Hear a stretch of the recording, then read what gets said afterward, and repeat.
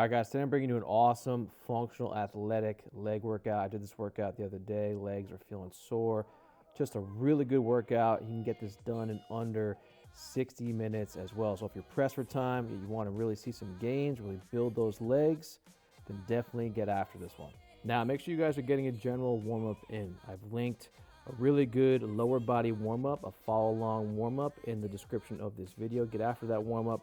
Then start hitting some warm-up sets. So 2 to 3 warm-up sets. Start with light weight, gradually increase that weight each warm-up set. So just hit a few reps in each warm-up set.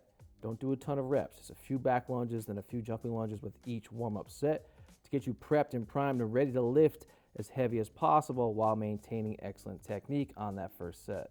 Getting into the first part of this workout, we have a superset. So a superset is when you take 2 exercises. Generally, they're going to be the same muscles or similar muscle groups.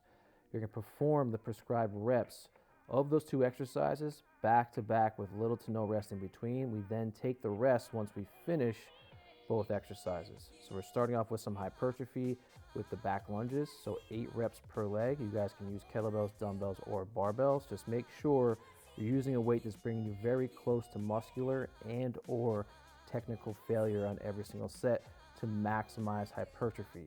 For reference, I'm using 71-pound kettlebells in each hand. Once you finish 8 reps per leg, we're going into 8 jumping lunges per leg. So we start off with hypertrophy, then we go into some power and athleticism with the jumping lunges. Make sure you guys are being as explosive as possible. Notice I'm not, just doing these little tiny jumps. I'm jumping, I'm extending my hips as much as I can at the top. Now let's dive into some important technique cues to make sure you guys are performing these exercises with proper techniques. So you're getting the most out of the workout and to make sure that you're training as safely as possible. So on these back lunges, you want to try to keep your chest as tall as possible while taking a big step back. Slowly lower your knee until it lightly touches the floor to ensure full range of motion. Do not slam your knee down on the ground. Make sure you're controlling every single rep. If you cannot control the weight that you're lifting, you should not be lifting that weight. Now, when it comes to the jump lunges, I want you guys focusing on speed and power. You do not have to touch your knee to the floor in every single rep. You can, if you can control that and lightly touch, but it's safer to bring the knee about 1 inch or 2 from the floor. Again, just focusing on speed, power, keep the chest up as much as you possibly can, and jump as high as you can on every single rep. Once we finish all 4 sets of superset number 1, we then get into superset number 2. So we're doing 3 total sets. You guys can add in an additional 4th set if you have extra in the tank. You feel like you just want to get a little extra work in. So 3 total sets. We're going 90 to 120 seconds rest in between sets. So we start things off 10 heel elevated front squats. For reference, I'm using 45-pound kettlebells, 20 kg. I like to use the heel elevation to put more emphasis and target the quads a little bit more. Once you finish 10 reps, you're going to drop 1 kettlebell down. You're going to clean the other kettlebell up into the goblet position. So a little bit of a drop set here. And then we're doing another 10 reps of the same exact squatting pattern with the heels elevated. Now, when it comes to technique, first and foremost, make sure you guys are cleaning those kettlebells into the front rack with proper form. If you do not know how to do the kettlebell clean with proper form, check out the video on my page. So getting into the front squat here, we're going to focus on keeping those kettlebells nice and tight to the body, keeping the chest nice and tall, keeping the core braced. When we lower into that squat, we're going to drive the knees out and sink below 90 degrees to get a good stretch in the quads, and then drive up through the midfoot / heel to stand tall at the top. And then getting into the goblet squat, pretty much identical technique. Obviously, we're only holding 1 kettlebell, so hold that kettlebell nice and tight to the body, keep that chest tall, sink below 90 degrees, and keep the core braced throughout. Once you guys have finished all 3 sets of superset number 2, we are then moving on to the third part of this workout, where we're going to be doing just 1 exercise for sets and reps. So we're doing 3 sets of 8 reps per side, no rest in between sides.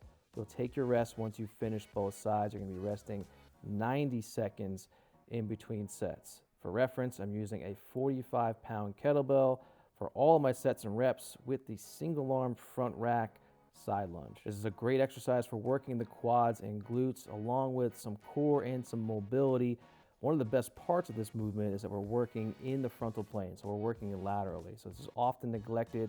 It's important that we're throwing in some lateral work from time to time to make sure that we're as well-rounded as possible and that our functional strength is as well-rounded as possible. Now, when it comes to technique, it's very important that you are starting nice and light, maybe even starting with a shortened up range of motion. So if you're someone who's really tight, if you have really tight adductors or inner thighs, this is going to illuminate that really, really quick. So take your time.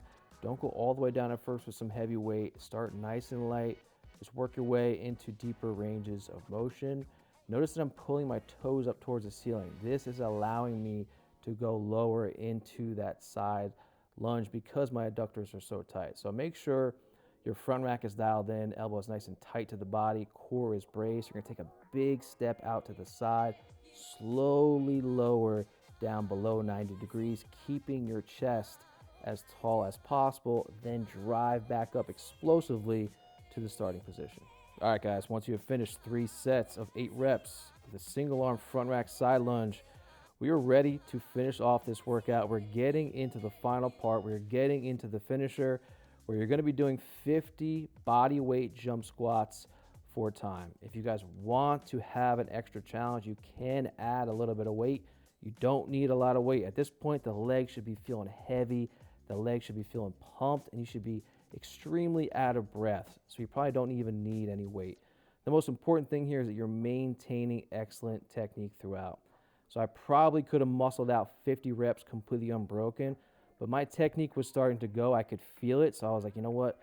Let me just take a little bit of rest. The potential risk of injury, of pushing through that, it's just not worth it to me anymore at this point in my training. I'm not competing in the CrossFit Games. I'm not competing for anything. I'm just trying to train hard and push my limits while also training as safely as possible. So make sure you keep that chest up. You drive those knees out, sink below 90 degrees, big jump at the top, really get the most out of these jump squats. Finish out this workout strong. Make sure you guys are leaving a like, subscribing, and leaving a comment. Until the next workout, I'll talk to you guys soon.